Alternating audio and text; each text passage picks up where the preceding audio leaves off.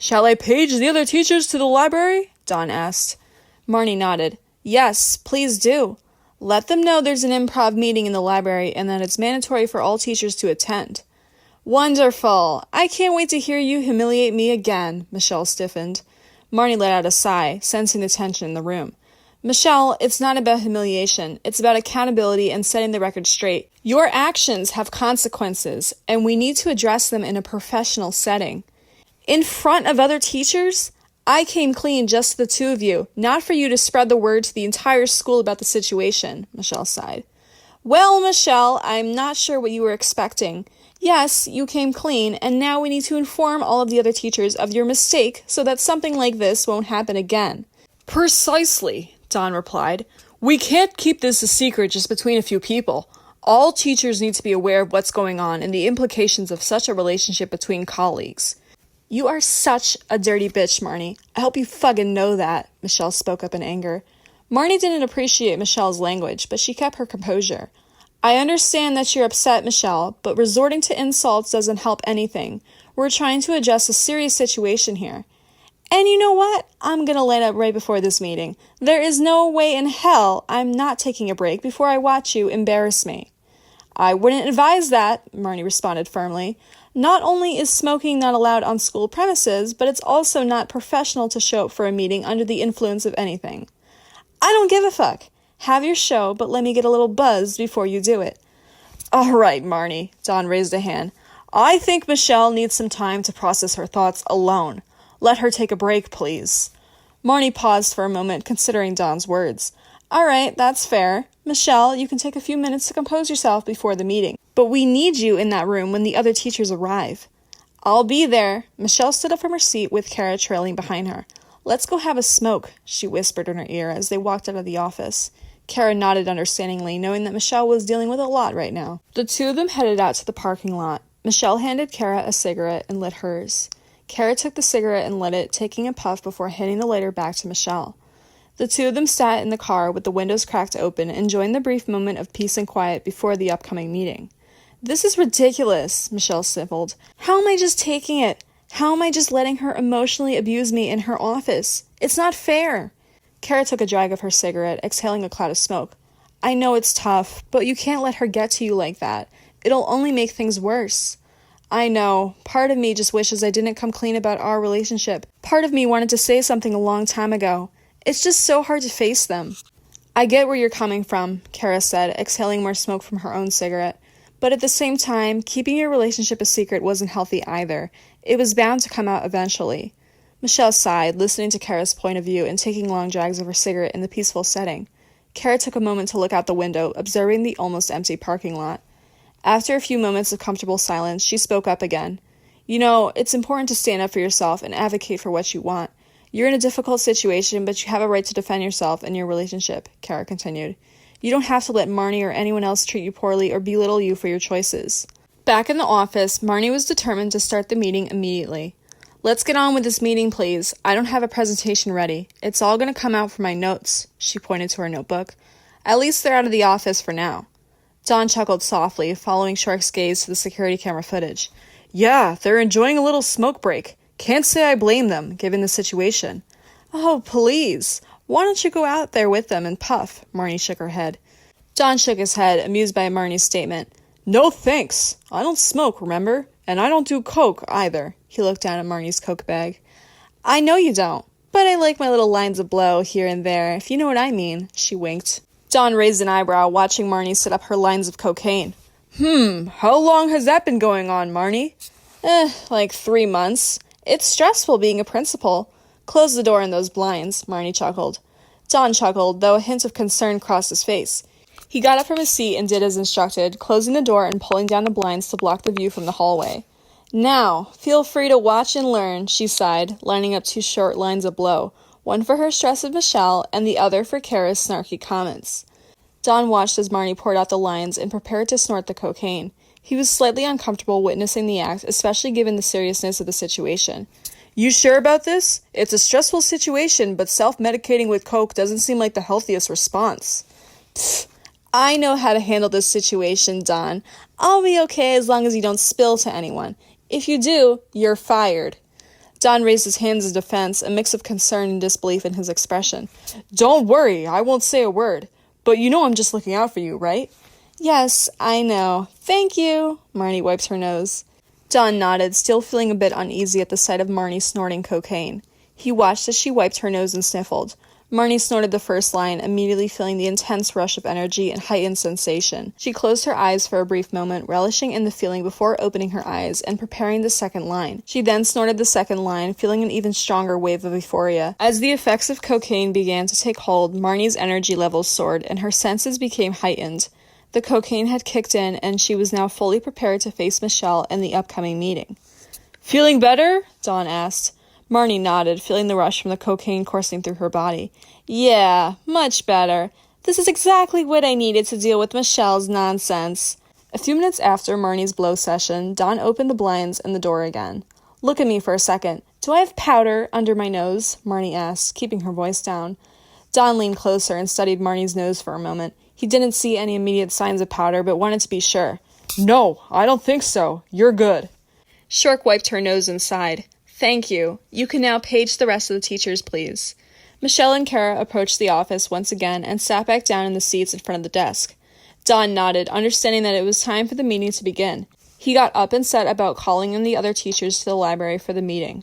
Attention all teachers of South Street, we are about to start our improv professional development meeting. Please make your way down to the library. This is mandatory and very important, Don announced. The announcement echoed through the intercom system, reaching every corner of the school. Teachers who were in their classrooms heard the message and began to wrap up their afternoon work, preparing to head to the library for the meeting. All right, let's go ahead and head down to the library, Marnie said, gathering her things. Dawn opened the door for the four of them as they made their way through the hallway. Some of the teachers cast curious glances at the group, sensing the tension and importance of the meeting ahead. As they approached, Marnie forced her key into the lock. Michelle and Cara, please take a seat with Dawn and I up front. You two are the reason why we called this meeting. Michelle, when we get started, I would like for you to call Chris. It's important he's here with us as well, Marnie explained. She told the teachers to take their seats at the front two tables facing the smartboard. Michelle and Cara compiled, taking their seats beside Dawn and Marnie at the front of the room. The room fell silent as the teachers waited for the meeting to begin. Marnie reached for a microphone and turned it on. Hello, everyone. Thank you for coming. We are gathered here today after school for a very important subject. Before we start, I'd just like to call attendance. If you're here, please raise your hand, Marnie spoke over the microphone as Don took his seat next to her. All right, so we're all here. Great. Let's go ahead and get started. A murmur of agreement ran through the room with the teachers settling in their chairs, ready to hear what Marnie had to say. Okay, so, as all of you may know, we have security cameras all over campus recording everything. Today, I was looking at several different angles in the parking lot. I noticed two teachers standing in the parking lot performing a very intimate act. Those two teachers were Michelle Parker and Chris Rosequist. I would like to address the situation calmly during this meeting. If you wish to talk, please raise your hand and Don Cesar will hand you a microphone. The room fell silent as Marnie spoke, and Michelle's face flushed with embarrassment and dread. The other teachers exchanged shocked glances, unsure of how to react to the unexpected revelation. Marnie sighed, continuing her statement. As hopefully all of you know, being mature adults, committing PDA acts on school property is against administration. You will not commit these acts on school grounds nor date one another, Marnie continued. Michelle, you unfortunately failed to listen, and now you will face the consequence of public humiliation. Not only that, but you also came clean to both Don and I about your relationship. You admitted that you two have been dating for 6 months. A gasp of shock echoed through the room, the teachers struggling to process the information. Michelle's face flushed red with embarrassment and shame, while Cara looked down at her hands, avoiding the gaze of her fellow teachers. Don stepped up to the microphone, addressing the teachers in a calm and firm voice. That's right. Michelle informed Marnie and I that she and Chris have been involved in a romantic relationship for the past 6 months. Marnie nodded, continuing as she looked down at her notes. Yes. We have evidence from our witness, Cara Battaglia, who gave us a majority of their history together. Cara, is there anything you'd like to address with the group? A wave of quiet murmurings echoed through the room as the teachers looked at Cara sitting in the front with Marnie, Don, and Michelle. Cara cleared her throat and took the microphone from Don, standing up. They've kept their relationship secret, which is why I was unaware until they revealed it to me recently. However, I can say that their relationship has not affected their work as teachers in any negative way. They've been professional and discreet, and I am surprised to learn they were caught on camera. Does Chris make her feel loved, in your opinion, at least from what you've seen? Cara thought for a moment, recalling the interactions she'd witnessed between Michelle and Chris. Yes, it's quite clear to me that Chris makes Michelle feel loved. They have a deep connection and a strong bond. Whenever I see them together, they have a certain chemistry that you cannot help but notice. I object! I object! Stop trying to turn Cara against me! Michelle shouted from the top of her lungs. She stood up and grabbed the microphone from Cara's hand. Michelle's sudden outburst shocked the room into silence. The teachers turned to look at her, their expressions a mix of surprise and unease. Marnie, too, was taken aback by Michelle's reaction, but remained stoic. Marnie chuckled into the microphone. Very funny, Michelle. You are a class act. However, this is not court. There are no lawyers here, so you are not objecting to anything. Michelle looked at Marnie, realizing the gravity of the situation and her impulsive actions. The other teachers exchanged glances, unsure of how to react to Michelle's behavior. Nothing to say, huh? You are pretty weak when the argument is turned against you. You may continue, Cara. Cara took a deep breath and took the microphone back from Michelle. Looking around the room, she continued speaking. As I was saying, it's clear to me from what I've observed that Chris makes Michelle feel loved. They have a strong connection and a deep bond. They seem genuinely happy together, and Chris treats her with care and respect. Alright, let's talk about why PDA, or public displays of affection, are strictly prohibited on school property. Marnie began, addressing the teachers. The room fell silent as Marnie shifted the topic of conversation. As all of you are aware, we have a policy in place to maintain a professional and conducive learning environment. PDA acts can be disruptive and distracting, not only for students but also for other staff members. It's important to maintain a level of professionalism and appropriateness in our workplace, she continued. We understand that emotions can run high and that people have relationships, but we ask that you keep those intimate moments outside of school premises. I'm sorry, but who is feeling uncomfortable here with my relationship? Genuinely curious, because the last I checked, this had nothing to do with any of you in this fucking room before we started this meeting. All I did was be honest, and then you and Don had to spread the word to everyone. This would have started a lot better if you hadn't mentioned my relationship out in the open. Michelle stood up and spoke into the microphone. Michelle, I understand that you're upset, but we couldn't just ignore the situation.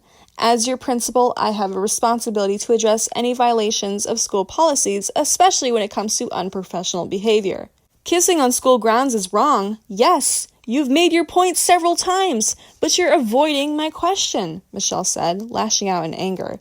Marnie sighed, recognizing that she had avoided the question and feeling a bit flustered by the confrontational situation. She composed herself and responded with a hint of annoyance. Michelle, the uncomfortable feeling I mentioned isn't necessarily from someone in this room. It's about maintaining a professional environment for all students and staff. Marnie, may I interfere for 1 second? We should show everyone the footage so they understand where we're coming from. If we don't have evidence in this situation, then everyone else is missing the point, Don suggested.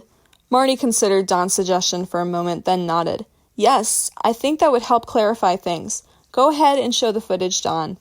As Don figured out how to pull up the security camera footage from the computer and onto the projector, Michelle continued to speak. I think you're the only person in this room who's uncomfortable. In fact, this bothered you so incredibly bad that you had to host a meeting about how wrong it is. I feel not only embarrassed, but I also feel angry that you're continuing to put me on the spot for my bad behavior. What are you getting out of this? Do you enjoy embarrassing people out in the open? I'm not doing this because I enjoy embarrassing people, Michelle. I'm doing this because it is my job as principal to enforce the rules and maintain a professional environment. She tried to keep her voice calm, but the tension in the room was palpable. Michelle sat down, brushing off Marnie's backhanded words. Marnie, you're making me feel terrible, she sniffled. I just want you to know you're hurting me. I know I came clean, and I told you about all of it, but that gives you no right to air it all out in the open without my permission. Marnie felt a pang of guilt as she saw Michelle's distress. She hadn't intended to hurt her, but the situation had spiraled out of control. Michelle, Marnie said softly, I'm sorry. I understand that this is difficult for you. We didn't air this information out to embarrass or hurt you. We had to address the situation as it had violated the school's rules, and we wanted to be transparent about it. It's fine. I love how phony you're being. It's hilarious to me. Marnie felt frustrated by Michelle's dismissive comment, but she tried to remain professional. Michelle, you don't have a right to judge my sincerity. I understand that you're upset, but we must maintain a level of respect towards each other, even during uncomfortable situations like this. Marnie, if you were really sorry, you wouldn't provoke me even more by hosting a school-wide meeting on the situation, Michelle says, looking down. Marnie took a deep breath, attempting to control her growing irritation. Michelle, this meeting is not about me or my feelings towards you. It's about addressing a violation of the policy. I'm sorry you feel provoked, but we have a responsibility to handle these situations in a professional manner, which includes addressing all employees when there's a breach of policy. You know that as well as I do. The other teachers in the room watched silently, the tension in the air awkward. Ah, here we go, Don said, plugging the computer into the projector. Marnie stood up and pointed to the screen as he played the footage. As you all see here, Michelle and Chris are engaging in some rather intimate acts on campus. Now you see the evidence, and you know we aren't lying. The teachers watched the footage on the projector screen, their expressions ranging from surprise to disbelief. It was undeniable proof of the inappropriate behavior that had occurred on campus. Some of the teachers murmured under their breaths, shocked by the evidence they had just witnessed. Others sat in silence, processing the information. Comments and questions are welcome, everyone. Marnie nodded her head, pointing to the screen. The teachers looked at each other, some of them avoiding eye contact with Marnie and Don. Michelle put her head down shamefully, and Cara tried to avoid eye contact from everyone. After a few moments of silence, one teacher raised her hand timidly. Can I ask a question? It was Tanya Bonacci, one of Michelle's closest friends. Yes, Tanya. Do go on, Marnie smirked. Tanya fidgeted nervously before speaking. I recognize that engaging in intimate behavior on campus, particularly involving a teacher, was completely inappropriate. That said, I'm just trying to understand why this meeting had to happen here and now. Weren't there more discreet ways to address this? Cara rolled her eyes, knowing that what Marnie was about to say was a load of bullshit. We did discuss it in a private manner before we started this meeting. Marnie paused, looking for a way to rebuttal, but without the right words, she couldn't continue. Tanya raised a skeptical eyebrow, clearly not fully convinced by Marnie's response. However, before she could press further, Don stepped in. Yes, we handled the initial conversation in private, but it was our decision to include all of you in the discussion. We wanted to maintain transparency and ensure that everyone was aware of the consequences of such behavior. The teachers nodded, understanding the reasoning behind Don's words. Marnie added, including all of you in this discussion is also about setting an example for our students. We want to emphasize the importance of adhering to school policies and maintaining a professional atmosphere on campus. Tanya looked thoughtful for a moment, considering Marnie's words. I understand the reasoning behind wanting to set an example and maintain a professional atmosphere. However, I can't help but wonder if this public display of Michelle's actions might cause more harm than good, especially for her. I don't think it's right to air her mistakes off to the entire staff without her consent. Thank you! Thank God someone spoke up! Cara yelled. Marnie darted her eyes at Tanya and then back at Cara.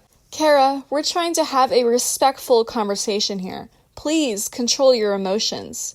Cara murmured an apology, but continued to glare at Marnie. The other teachers remained quiet, watching the exchange between the three of them. Don broke the silence, trying to divert the conversation back to more productive territory.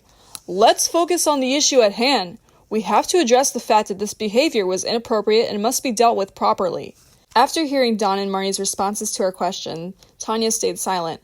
Alright, so if there are no more questions, I'd like to ask Michelle a few follow-up questions of my own. Are you ready, Michelle? Marnie sighed. Michelle nodded, trying to steady her breathing. Yes, I'm ready. Good, Marnie paused, gathering her thoughts. Is there anywhere else on the school's property where you have engaged in an intimate act with Chris? Michelle swallowed hard before responding, her voice shaking slightly.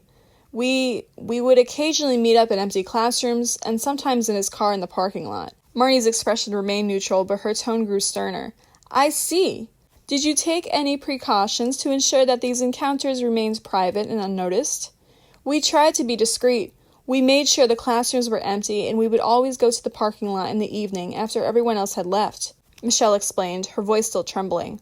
Marnie nodded, taking note of the response. All right. Why did you and Chris choose to engage in such behaviors on school grounds? We were in the moment, definitely, and not caring about cameras or anything, Michelle said honestly. Marnie's eyes widened at Michelle's frank response. So you were aware of the cameras, and it didn't deter you or Chris from engaging in such actions on campus. Her tone held a hint of disbelief.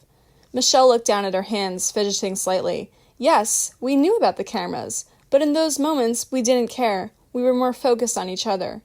Marnie's expression hardened even more at this confession.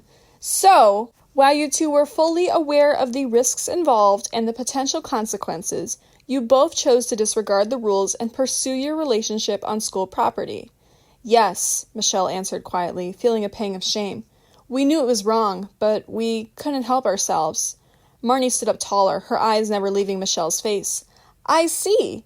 So you knew it was against the rules, and yet you chose to continue the relationship in secret. That shows a complete disregard for the policies and trust we have placed in you as a teacher here at the school. And what about your students, Michelle? What message do you think this sends to them about appropriate behavior and professionalism? Don questioned, his tone sharp. Michelle struggled to find her voice, feeling more and more ashamed with each passing moment. I didn't think about it that way. I guess I wasn't thinking clearly. I just wanted to be with him. Don leaned forward, his tone becoming even more sterner. That's exactly the problem, Michelle. You let your personal desires cloud your judgment. You didn't consider the consequences of your actions, and now you've put Chris and the entire school in a difficult position. And not just that, Marnie continued, her voice gaining strength. By choosing to engage in these behaviors on school grounds, you've also violated the trust of your fellow teachers and the parent community. Do you understand the gravity of your actions? Michelle shook her head. Clearly I didn't. I made a huge mistake. She gulped. Marnie observed her carefully, assessing her demeanor in response. Yes, you did make a mistake. A very serious one. You've betrayed the trust that was placed in you as an educator, and you've endangered your own career in the process. The other teachers listened intently, each processing the situation in their own way. Don had a mix of disappointment and concern etched on his face. Tanya's expression was one of surprise and shock, while Cara appeared to be deep in thought, trying to make sense of the revelation. Michelle shook her head. I'm sorry, Marnie and Don, for causing a scene and disobeying your trust, she spoke up softly. Don's demeanor shifted, his stern expression softening slightly at her apology. He nodded in acknowledgement, appreciating her willingness to accept responsibility. Thank you, Michelle, he replied, his voice still firm but with a hint of empathy. Marnie's gaze was unwavering as she spoke, her voice cold and authoritative. I appreciate your apology, Michelle. However, I'm afraid that a simple apology isn't enough to undo the damage caused by your actions. We have to decide how to move forward from here, and that means taking serious action. Please don't fire me, is all Michelle could think about. Please, Marnie. I love my job. I love working here, and I truly enjoy teaching my students, she spoke up. Marnie's expression didn't soften, but she leaned forward, her gaze remaining focused on Michelle. You may love your job, and I'm glad to hear that you enjoy teaching, but we have rules for a reason, and those rules exist to ensure that our school and our students are in a safe and nurturing environment. Your actions have directly violated those rules, and that is something we cannot ignore. So, what are you going to do, Marnie? Don asked her. Marnie paused for a moment, considering her options. It's important we send a clear message about the consequences of such conduct. At the same time, we have to weigh how this will affect her professional future and the broader school community. In situations like this, there are usually a few options, Marnie explained. We could consider a suspension, a probationary period where Michelle would be closely monitored and subject to certain restrictions, or even termination of her employment. Don nodded, understanding the importance of making a decision. Those are all valid options, he agreed. But we need to consider the long-term impact and what message we're sending to the rest of the staff and the student body. You know, Don, never in my 30 years of being a school principal have I had to consider these options. As tough as it is to rule, I'm not sure if I have the strength to do so, Marnie admitted. Don's expression showed surprise at Marnie's confession. I understand, Marnie. It's not an easy decision to make, but you're not alone. We're all here to support and assist you in any way we can. If she's ruling out a suspension for my friend Michelle, I am in no way supporting her decision. Cara stood up, speaking with the slightest bit of anger in her voice. Cara's outburst surprised the other teachers, and Marnie turned to her with a stern expression. Cara, I understand that you're upset about the possible consequences, but please calm down. This is a serious matter, and we have to handle it with caution and fairness. All because Michelle made a minor mistake, you're thinking about firing or suspending her? I just don't think it's fair. Leave her off with a warning and be done with it. Cara glanced at the clock. We've all been here long enough, and it's time for you to get a move on with making a choice. Marnie took a deep breath and composed herself before replying. Cara, while I appreciate your concern for Michelle, we cannot simply dismiss her actions as a minor mistake. Engaging in intimate relations with another teacher on school grounds is a direct violation of the school's policies and ethics. It's not just about the act itself, Cara. It's about maintaining trust, professionalism, and boundaries. The teachers we hire are supposed to serve as role models for our students and the community. By allowing this type of behavior to go unpunished, we're signaling to our students that it's acceptable, Don said. You know what? Since I'm unable to make a decision as of right now, I think I'm just going to suspend you from teaching, Michelle. You are not allowed on school grounds for a week. Understood? Michelle's face fell, and her heart felt like it had dropped into her stomach. A week's suspension? It seemed unreal, and the thought of not being able to come to work for a whole week made her feel empty inside. I understood, she replied quietly, trying to hold back her emotions. I understand. Good, Marnie continued, her voice still stern. You're suspended for 1 week, starting from today. You will not be permitted on school grounds during this time, and you will receive additional information about any further action that may be taken. Understood? Michelle nodded, still trying to wrap her head around the situation. I understand, she repeated. The others in the room watched silently, some with sympathetic gazes while others looked away in discomfort. All right, everyone, Marnie spoke up, addressing the group. Let's wrap this up. It's been a long day, and I think we all need some time to process what has happened. You may stand up from your seats and head back to your classrooms. Michelle and Cara, please stick around for one moment, please.